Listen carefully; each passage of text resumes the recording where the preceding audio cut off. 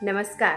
श्री रामचरितमानस के इस एपिसोड में आप सभी का स्वागत है। जब तुलसीदास जी कहते हैं कि उनकी रचना केवल शब्दों का समूह नहीं बल्कि राम कथा की सुगंध है, तो वे कविता को साधना बना देते हैं। उनका विश्वास यही है, यदि नाम में प्रभु है तो शब्द अपने आप पवित्र हो जाते हैं। प्रभु सुसंगति भनिति भति होय, सुजन मन भावनी भव अंग भूति मशान की सुमृति सुहावनी पावनी।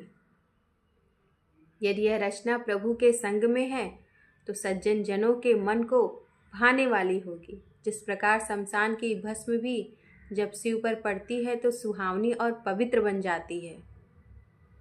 कितना अद्भुत भाव है।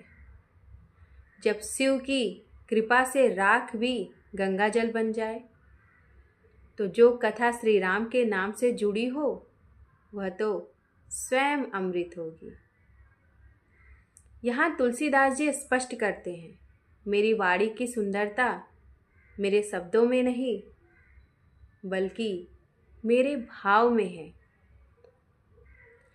प्रिय लागे अति सब लही मम भनिति राम जस संग, दास विचार की करो को बंदिश मलय प्रसंग। यदि यह कविता श्री राम के यश से युक्त होगी तो कठोर मन वालों को भी प्रिय लगेगी। जिस प्रकार मलयगिरी के पास रहने वाला पत्थर भी सुगंध से भर जाता है,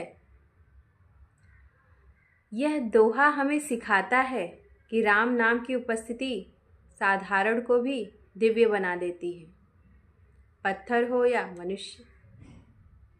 राम संगति में सब सुवासित हो जाते हैं।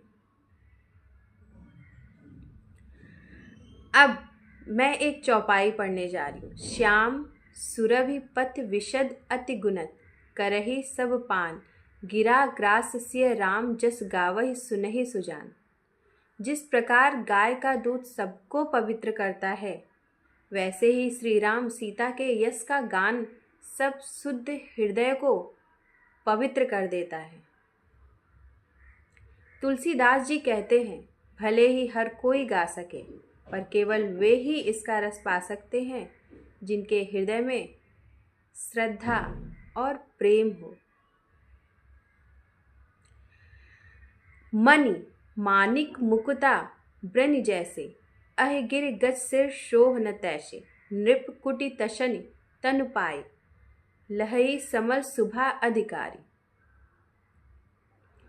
मणि माणिक और मोती सर्प के सिर पर शोभा नहीं देती, पर जब वे राजाओं के मुकुट में लगते हैं तो वो उनकी चमक कई गुना बढ़ जाती है। यदि वे ईश्वर की कथा का अंग बन जाएं तो उनका मूल्य बढ़ जाता है, वरना वे केवल आभूषण हैं जिसका कोई अर्थ नहीं।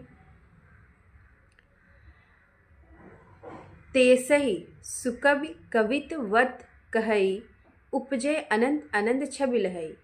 भगत हेतु विधि भवन विहाई, सुमरत सारद आवति धाई।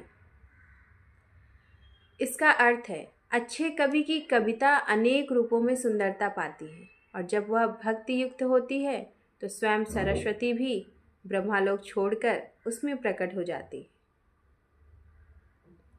तुलसीदास जी कहते हैं, भक्ति के कारण ही शब्द जीवित हो जाते हैं।